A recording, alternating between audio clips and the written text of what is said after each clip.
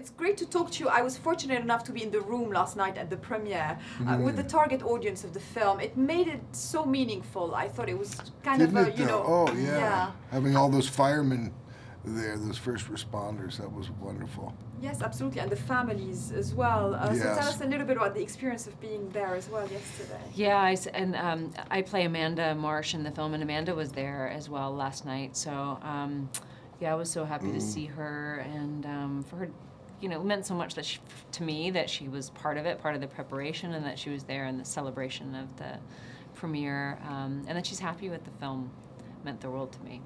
Is Dwayne still alive? Dwayne is still alive. He was there last night. Dwayne Steinbrink, who was the Wildland District Fire Chief of Prescott, Arizona. That's the guy I play. And he not only was there last night, but I asked him, I said, well, did we pass inspection? You know, he said, yeah, he was great. And that was my big concern, whether we were going to, you know, make a movie that really honored these brave guys and not some kind of Hollywood version. Yeah, absolutely. And to get that validation from those people who were really deeply involved with it was wonderful. It felt also very authentic. Is that because, you know, the families of the departed were present as well, and that you were able to meet the survivors? That was certainly an element, I think. Yeah. I think so, and it's a testament to Joe too, and the work that he did. And Josh, the work they put into it. You know, they wanted to do this right. You know. And I really think every once in a while, you know, you have high expectations for every movie you're in, but every once in a while you see a movie that you had high expectations for, and those expectations are transcended, you know, and that's kind of the case that I felt in this one. Yes, and it's also so meaningful. We met a couple of weeks ago for Kingsman, which was quite entertaining. But completely different. It's completely different in these kind of films because they mean more to you, don't they? Yeah, yeah. I'm really proud of being involved with this. Does Dwayne sing as well as you do?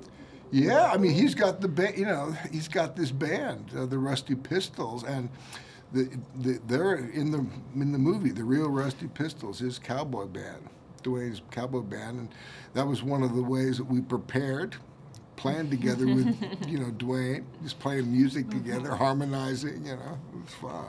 Yeah, absolutely. And your love of horses is similar to Amanda's, or you just discovered everything? No, that was I had very little experience riding horses. I had done, like, you know, the odd silly trail ride here and there.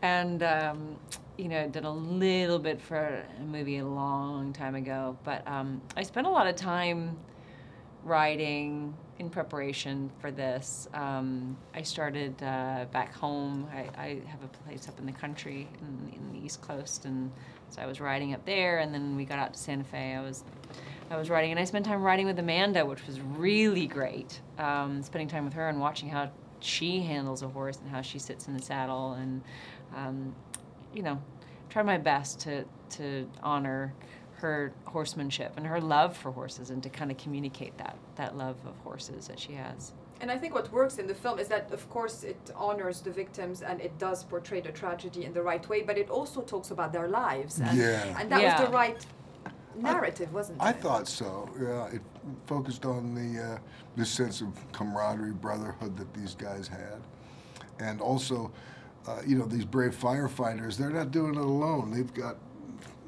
family, wives, you know, dear friends who are supporting them, and it was great, I think, and a good choice to concentrate not on just on the tragedy, but who these guys were, what their lives were like. And their love story, which was the heartbeat of the story, wasn't it? You know, it was I was so happy that you know, they wanted to explore the complexity of that relationship, you know, and to really, and to let it be messy, as I think it really was, and as I'm sure it is for a lot of families who are in similar circumstances, where, you know, families of first responders. I think it must be very complicated, as I know it was for Eric and Amanda. You know, you imagine loving someone so deeply and so fully, and then knowing every time they go to work, you don't know if they're going to be coming back because they're in precarious situations, you know. Yeah, it's heartbreaking, to say the least, I think.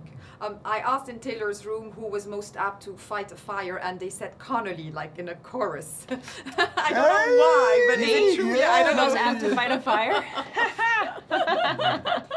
Did you guys learn a lot about firefighting in general? I love how they call you Connelly, it's funny.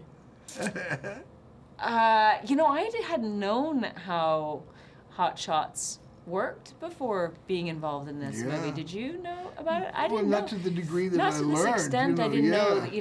I don't know that. They hike often for miles and miles before they even get to the fires, carrying 40+ pound packs on their backs, and then they're out there for as long as it takes to get the job done. So out there for weeks at a time, sleeping outside.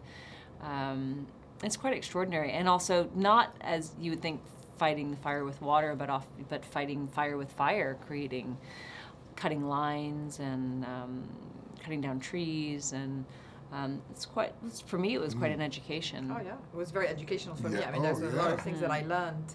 How much do you enjoy these kinds of projects? Because the sense of camaraderie got established with everyone. It kind of echoed when the Hot Shots were about. Yeah, and I experience a lot of camaraderie in making movies. It's a communal kind of art form, a collaborative art form. Everybody loves you, Jeff. No, I mean, there's with actors, not everybody approaches it the same way, but most actors, I find, we meet, we say, we got something to do, and we got to facilitate what we got to do kind of quickly. Let's get down to it. Let's relax, make each other feel okay. We both get the flop sweat. We know about that, being actors. Let's acknowledge that stuff, and now let's get down to it. But you gotta. I really like it when we can relax each other and be a team. We're trying to. I've always thought of. Making a movie is a great metaphor for how the world could work. All these different types of people, so diverse. Let's get together and make something beautiful, make something that we can all relate to.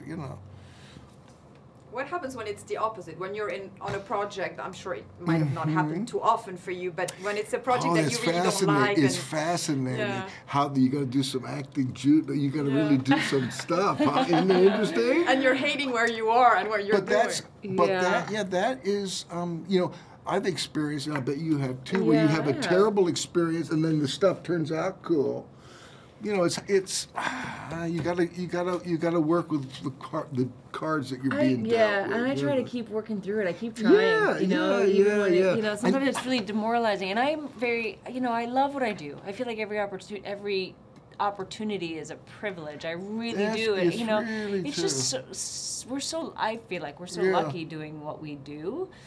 So I always want to make it, I always want to make everything the best that it can possibly be. And it's true, sometimes you wind up in something and you go, wow, this is, I really don't connect with this whole vibe. Like what's happening. I'm not with the way this is going. It's just, I don't feel aligned creatively. But you keep trying, because you want it, you want it to be the best it can be. I find that, with making a movie, actually in life too, because there's a finite period of time you have. And if I get that feeling, God, I'll do that, try to get what I need from where I ought to be getting it traditionally. And if I'm not getting it there, I'll say, okay, where else can I get it? And I'll jury rig another way to make this boat float, figure it out. I'm going to try that next time. Huh? That happens. I'll tell you a story about that. Okay, I want to hear it. I want to hear